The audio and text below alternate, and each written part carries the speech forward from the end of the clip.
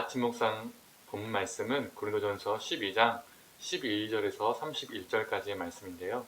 12절에서 20절까지만 읽도록 하겠습니다. 함께 읽겠습니다. 몸은 하나인데 많은 지체가 있고 몸에 지체가 많으나 한 몸인과 같이 그리스도도 그러하니라. 우리가 유대인이나 헬라인이나 종이나 자유인이나 다 한 성령으로 세례를 받아 한 몸이 되었고 또 다 한 성령을 마시게 하셨느니라.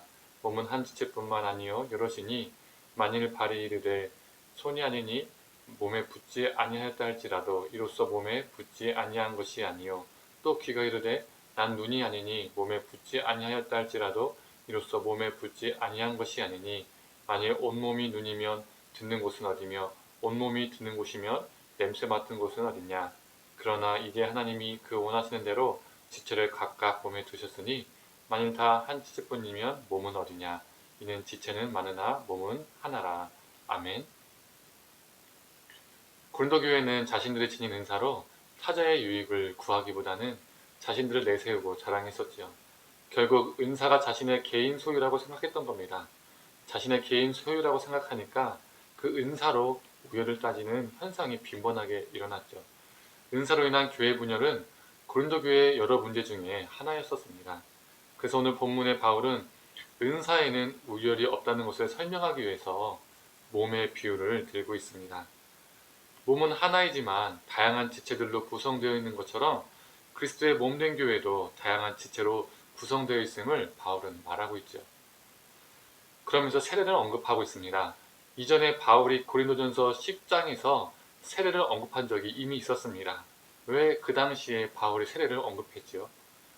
고린도 성도들은 세례 이꼴 구원이라고 생각했습니다.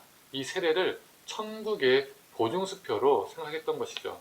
세례를 받았으니 구원이 보장되었다 라고 여기면서 자신의 삶을 엉망으로 살았던 것입니다. 그래서 바울은 출애굽기 1세대가 홍해를 건넌 사건을 세례로 재해석했습니다. 애굽으로부터 구원을 받았고 홍해에서 세례를 받은 이스라엘이 가나안 땅에 이르기 전에 그 중간 과정에서 대다수가 탈락했고 소수만이 가나안 땅에 들어갔음을 말하면서 우리 그리스도인들도 그렇게 될 수 있다라고 말했죠. 이처럼 고린도 교회 성도들은 세례를 자신들의 천국 보증수표로 여기는 잘못된 해석을 했지만 바울은 오늘 본문에서 그들에게 세례의 진정한 의미를 설명해주고 있습니다. 13절에 우리가 유대인이나 헬라인이나 종이나 자유인이나 다 한 성령으로 세례를 받아 한 몸이 되었고 또 다 한 성령을 마시게 하셨느니라. 이와 비슷한 구절이 갈라디아서 3장 27절에서 28절에도 기록되어 있습니다. 제가 한번 읽도록 하겠습니다. 누구든지 그리스도와 합하기 위하여 세례받은 자는 그리스도로 옷을 입었느니라. 너희는 유대인이나 헬라인이나 종이나 자유인이나 남자나 여자나 다 그리스도 예수 안에서 하나이니라. 세례는 천국 보증수표여서 우리가 막 살아도 괜찮다라는 것을 말해주는 예식이 아니라는 거죠. 고린도 교회는 그렇게 해석을 했지만 바울은 그것이 아니라 세례는 우리 모두가 하나임을, 즉 주님 안에서 평등함을 증거하는 예식이다라고 설명해주고 있습니다. 그 당시 어떻게 유대인과 헬라인이 함께 할 수 있었을까요? 유대인들 입장에서는 헬라인들은 이방인입니다. 짐승 버러지지요. 창조 못할 존재입니다. 헬라인들의 입장에서는 유대인들은 저기 변방에 있는 로마 속국의 사람들밖에 되지 않습니다. 이렇게 그 당시에는 민족적으로도 우열을 가렸습니다. 타민족을 깔보고 하대했죠. 또한 어떻게 종과 자유인이 하나가 될 수 있을까요? 그 당시에 노예제도가 있었던 그 당시에 자유인과 종이라는 신분은 이미 서열이, 우열이 나뉘어졌던 것을 보여주는 겁니다. 출생부터가 달랐다는 것이죠. 그리고 어떻게 남자와 여자가 그 당시에 함께 할 수 있었을까요? 이전 아침 묵상에도 언급했지만 당시에 다른 종교에서는 또 유대교 안에서는 남녀가 함께 종교 예식을 한다는 것, 함께 참여할 수 있다는 것, 말도 안 되는 일이었습니다. 이렇게 남녀 관계 안에서도 우열이 정해져 있었습니다. 유대인과 헬라인, 종과 자유인, 남자와 여자, 인간에 대한 이 차별이 당연시되는 그 당시에는 결코 이들은, 양쪽의 부류들은 하나 될 수 없었던 존재들이었던 거죠.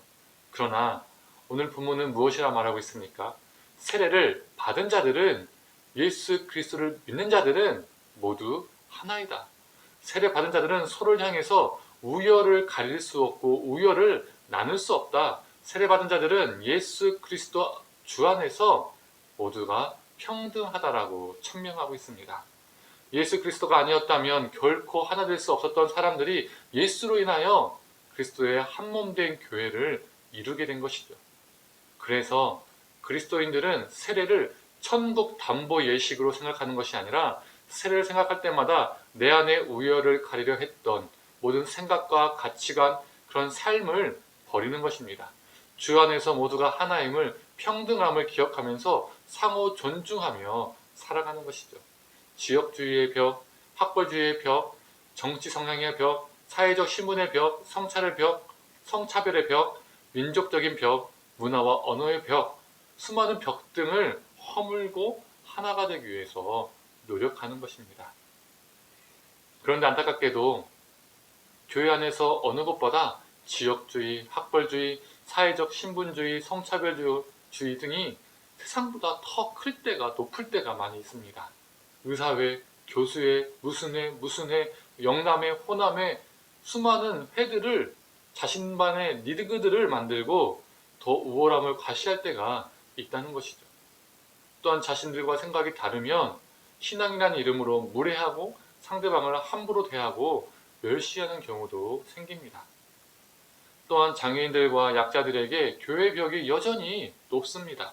차별의 벽이 높은 거죠. 이는 현 시대의 교회들도 고린도 교회의 모습을 그대로 답습하고 있는 것입니다. 우리 사람은 우리 눈에 보이기에 작고 보잘것없는 것을 소중히 여기지 않고 함부로 대하는 경향이 있습니다. 그게 사물이든 사람이든 말이죠. 예를 들어서 사람은 눈을 소중히 여기지만 새끼발가락은 소중히 여기지 않습니다. 눈을 이쁘게 하기 위해서 화장도 하고 수술도 합니다. 왜 그렇죠? 노출이 되기 때문입니다.